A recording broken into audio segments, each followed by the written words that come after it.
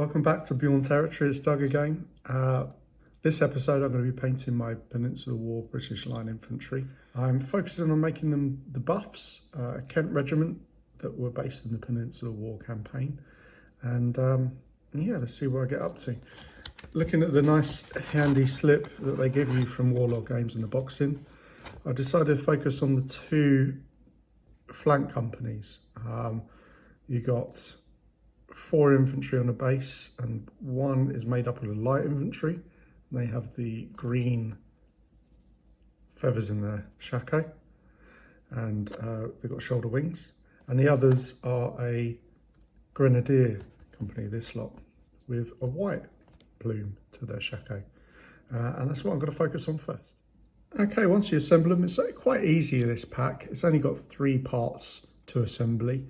The backpack, the head, and for these guys, to get an extra flank company, let's find an example. You get to add on the little wings that they have on the shoulders. I think they call them like nests or swallows' nests or something like that. I start usual undercoat in grey. Like last time, I'm going to get my skin in first, get my flesh, and I'm going to be using, this time I'm going to go for a darker. I thought it would be better. I'm going to use a Acadian flesh tone from GW Citadel Paints. So what I do, I'll show you the palette.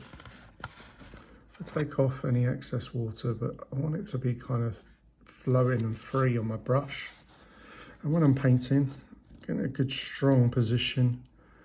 And it's a bit tricky to get idea with the camera right in the way, but I generally use the tip of the brush because it's a finer, smaller surface area to work with first. And start to layer over the paints. Now I'll start with this because I'm going to inevitably, I don't want to stress too much that I'm making mistakes. So what I do to relieve that stress, I work in blocks of colour, and hopefully the next colour that I put in tidies up the previous colour. So making sure I've got a nice even coat, do the ears, making sure checking all angles so I'm not missing any bits. This cheeky little earring that's behind the musket. I've seen some people taking the rucksacks off and doing it separately, but I thought I'd give it a go and see what it's like doing it with the rucksacks for some, and then maybe in another video I'll do it without the rucksacks and see how that comes out. So I like painting in batches, and what that means, if you're not sure, is that I do a series of figures. So I've got 4 of my grenadiers made up in base coat, and I've got 4 of the flank companies, light infantry, base coated as well. And what I'll do, all the colours that are the same, I will go through and paint all the flesh on every single one in one session. And for me, I feel like I'm making greater progress. It's a mindset thing. I feel like as I'm going through it, I can see a whole unit being done at once. And hopefully it keeps a bit of consistency with my painting, and looks good at the end. That's the main thing, isn't it? You're going for a good result. You want it to turn out how you want it to be. And looking, as I said before, 3 foot fabulous is my goal anyway. Yeah, hope you try it out. If you haven't had a go, try out doing it as a batch paint and see if how you feel when you get at the end of it, how the results are. Okay, so all the flesh is done. My next colour is flat yellow, and I'm going to be applying it to all my chaps around their collars really carefully.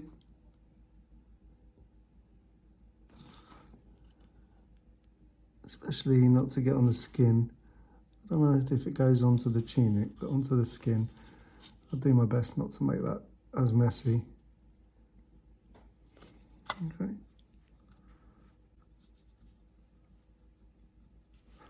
And cuffs,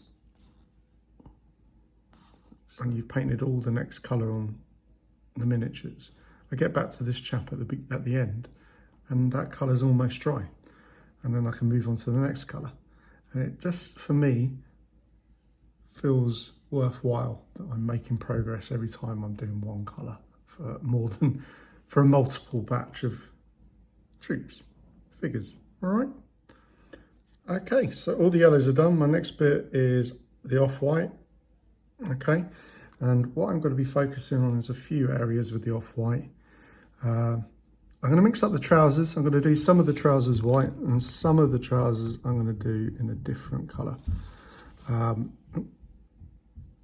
So probably 2 thin coats on this one. The trousers in. All the white belts and the information, all the bits on his front and on his swallow's nests, his shoulders, like so. Obviously I'll go around tightening up all the trousers. And then once I've got all the trousers in, a couple of other areas. I'm going to do the straps on the bags. Again, I'm not being particularly neat. I know that I will tidy it up when the black goes on later, but I just want the white to be as bright as possible. And then the only difference is 4 of these guys are going to be my grenadiers, so they're going to have nice white feather, and the other 4 are going to have this is it, intermediate green. So just a couple extra areas I did in white on the straps of the muskets and around the water bottles. Okay, next colour, Balthasar gold. Get a bronze nice plate for the Shako and for the middle of the next colour, I'm going to bring a bit of London grey in for the blanket that goes on top of the rucksack. Making sure I keep the white straps in place. Don't want to mess them up. Don't want to add any unnecessary tidy up. But if it happens, it happens. It's just...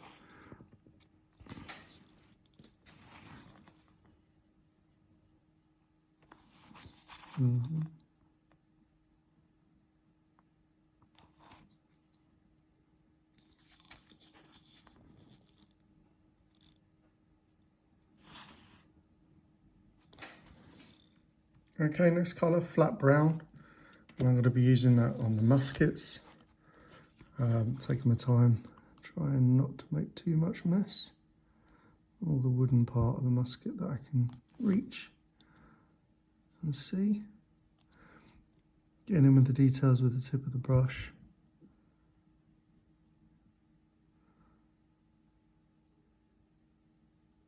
There you go, keep on going. I'll do that for all of them. Okay, next colour, Shanty Bone from GW. I'm going to use it for the bread bags on the back of the figure.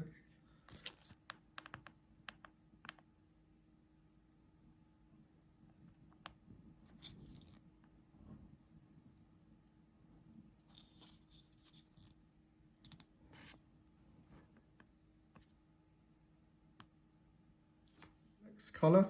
The next colour I'm going to be using is Calgar Blue from Citadel, and I'm going to be focusing next on the water bottles on the figures. So what I want to do is make sure I keep the white, a little bit too much paint on my brush, that one.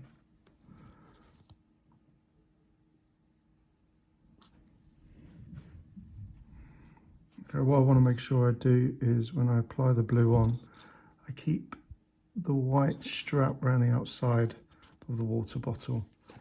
Next colour is Lead Belcher. It's from Citadel that I'm going to use on the musket, the barrel and the bayonet.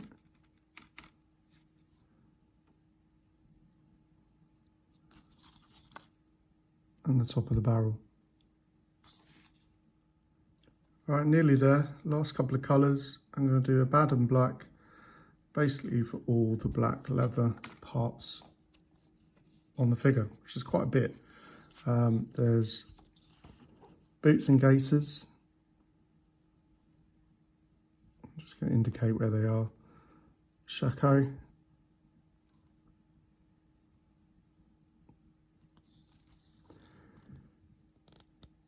His rucksack. And that one you need to be quite careful with all the different straps and stuff that are going on there. Making sure that's as neat as possible.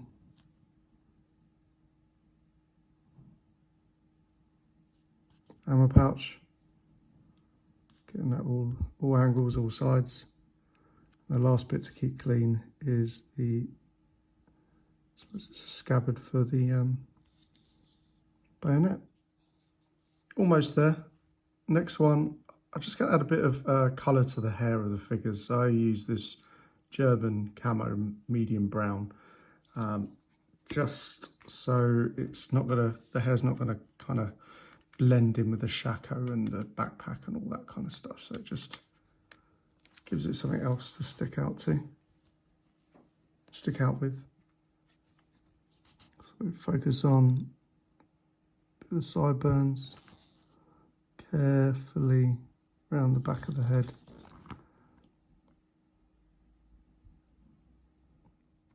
Okay, last of the layer colours, I'm going to put the red jackets on with scarlet red. With the scarlet red, focus on all the uniform for the jacket. All the way around, arms, etc., tails, but also a few stripes of red in the swallow's nest. Well, putting the red jackets on makes a big difference. You feel like you're almost there. Now what I do is a bit of a shades. I do a Reichland flesh for the skin, and then I do a bit of Agrex earth shade. I will be using some quick shade at some point, but at the moment this is what I've got, so I'm sticking with these for now. And I'll show you what happens. So with the Reichland flesh tone, flesh shade, I don't go too light. I'm quite heavy with it. I don't want it to pool anywhere though, out of the flesh areas. Now the flesh tones are all on the miniatures, and I'll go for the Agrax Earth shade. And again, I'm not being gentle with it. I'm chucking it all on. Any pools of the colour, I make sure they spread them around so they don't sit too heavy anywhere. You start to get your nice details back in your miniature. All right, once the washes are dry, now I'll go back in with some colours just to highlight bits and pieces. So my first one for skin, use the Citadel Kiselev flesh. And I don't want to go too heavy. Just want to focus on bridge of the nose, bit on the cheeks, chin, other cheek. If I can get to the edge of the ear, I'll do that as well. Oh, a bit too much. And then fingers as well, knuckles. Next little bit to touch up is the yellow. So making sure parts of it a bit brighter. Still want to keep the shade in, but the edges would be good to get a bit yellow back on. I'm going to do it in a little bit different order on the way back for highlighting. I'm going to go back in with the flat brown first for the musket. Not on all the areas, just on a bit on the edges, just to get a little bit of a brighter wood colour on there. Okay. The next bit, a little bit of a shanty bone, just on the red bag. I'm just going to pick out the edges to keep the depth of the shadows in there. Next bit, we'll be looking at the Calfar blue again, and for the water bottle. And again, I'm only going to do the edges of the water bottle. And the next bit is a little bit of London Grey back in for the bedroll. But I'm not going to cover the whole thing. I'm just going to do the top edge where the light will be hitting the object. Okay, next bit, I'm going to use some Retributor armour from Citadel. It's like a gold colour, but I'm going to only apply a little bit onto the bronze plate on the shako. Nearly there. Just coming in now with the off-white again.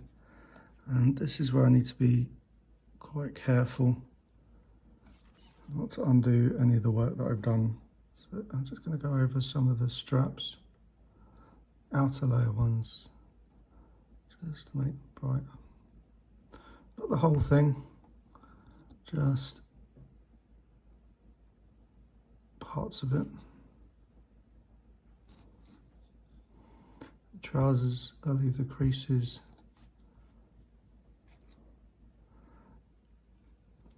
Dark, but any flat areas I'll go back over the white. So next colour, dark vermilion. Okay, and I'm just going to use this red very sparingly, just to make parts of the uniform pop. And with the oily steel, just a light highlight, very gently, tip of the bayonet. One of the last things I'd like to do is a bit of a dry brush with grey on the shako.